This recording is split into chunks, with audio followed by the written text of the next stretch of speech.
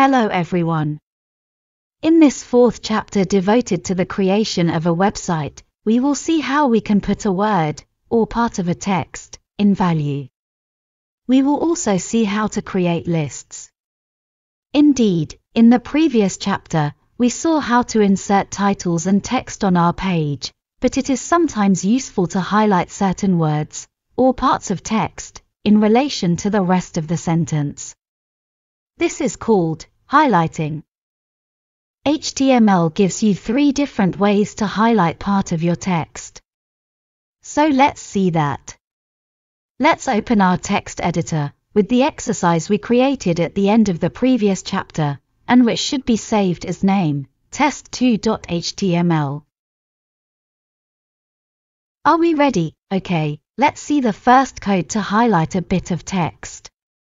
To do this, we'll use the EM tags pair. EM like emphasis. What is it? Emphasis, madam.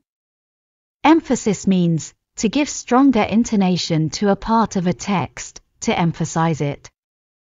Okay, how should we use these tags? Like the BR tag, these are tags of the type inline, and which are inserted into the text, that is to say, in a paragraph, a title, or any other texts that will be displayed on the screen, and which frames the part that we want to highlight. Here's how to use them.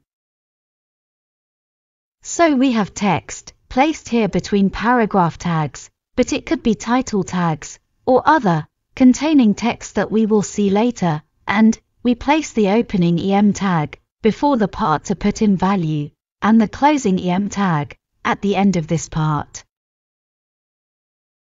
Let's see this in our exercise. We are going to highlight the text part, a bit empty, which is in the second paragraph. To do this, add the opening EM tag, just before the 1, leaving the space after again, and add the closing EM tag, just after empty. Here, empty is followed by a comma, so there must be no space, but if after the end of the emphasis, there was another word, then a space should be left between the closing tag, /em, and the following words. Anyway, we should have this code. Save our code as test3.html, and open it in our browser. We see that the text part, a bit empty, is now displayed in italics in our browser. In fact, it was the browser that chose to write the emphasized text in italics, following the EM command, to bring out a little what they frame. Well, let's see the second possibility. Let's go back to our text editor. This second way will be able to be done thanks to the use of the pair of tags, strong. Strong, meaning strong or important. The use of this pair of tags is identical to the previous one, that is, they must be placed in text, and they will frame the text they will reinforce, like this. Our text placed in tags containing text, the opening tag at the beginning, and the closing tag that surrounds the part to be reinforced. Let's put this into practice in our text editor. We are going to reinforce the word, worked, in the second paragraph. For this, we will insert the opening tag strong, just before the words, leaving the space between the preceding words and the tag, and we will place the closing tag, /strong, just at the end of the words, leaving the space between this tag and the following words. We should now have the following code. Let's save it, and open it in our browser. We can see that the word, worked, is now written in bold. But, as for the command, EM, this is only the consequence due to the strong tags, and that to reinforce its content, your browser decides to write it in bold. Well, let's look at the third way to highlight a piece of text. This third way is more visual than indicative, because it will have the effect of highlighting the words to be highlighted. This command is done using the pair of tags, mark as marking. They are used in exactly the same way as the two preceding ones, namely, inside a text, and around the part of the text to be marked. Let's do a final test using this pair of tags, to mark the word hobby, located in the main title, like this. And let's see the result in our browser.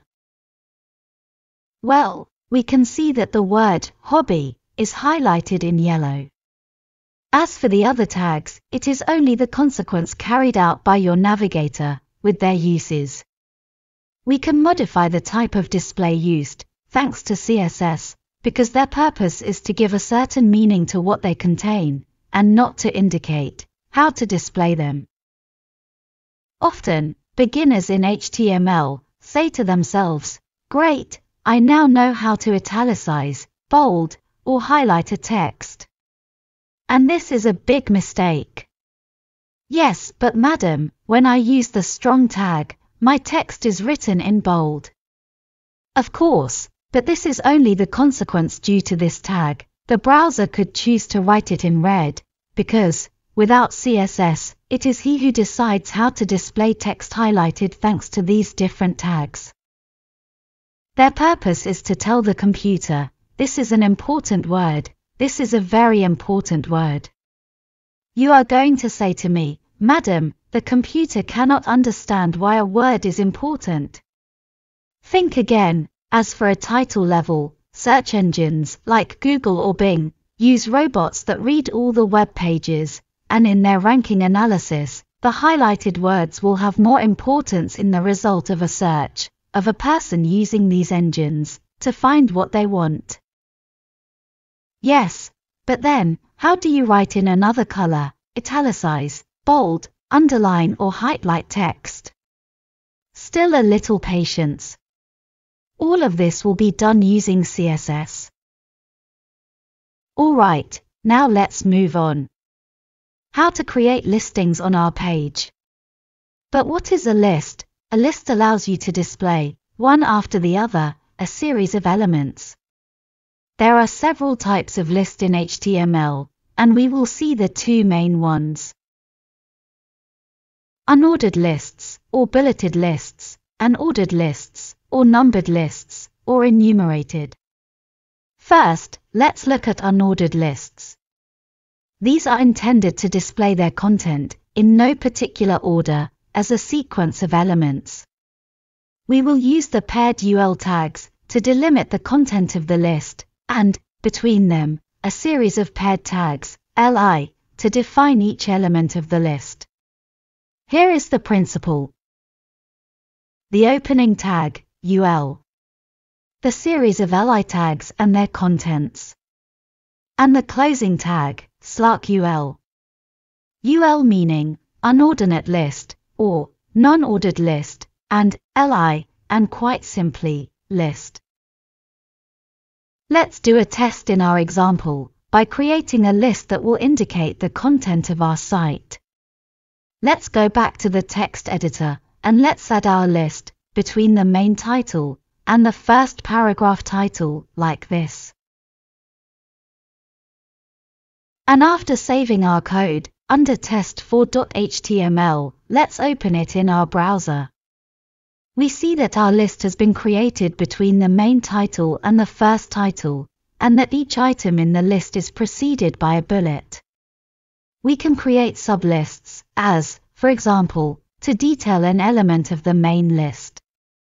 In our editor, we just need to insert a second list between the element to detail, and the following element, as in this example. Here is the result in the browser.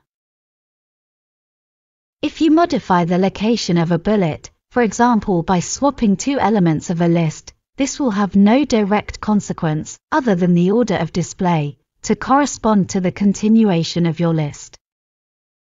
Now, the second type of list, ordered lists. The only difference with the bulleted list is that it will number each element of the list, following the order of the list, and that the UL command will be replaced by the tag, OL, for ordinate list, or ordered list. Let's do a test, and, in the editor, change the sublist to an ordered list just by changing its UL tags to OL tags, like this. And let's open our test in our browser. We will notice that the bullet before each text has been replaced by a series of numbered indexes, here from 1 to 3, since there are only 3 elements in our list. Here we have in 1, the author, in 2, the images, and in 3, the videos. If we reverse the last 2 elements of this list in our editor, now it will be, in 1, always the author, in 2, now, the videos, and in 3, the images.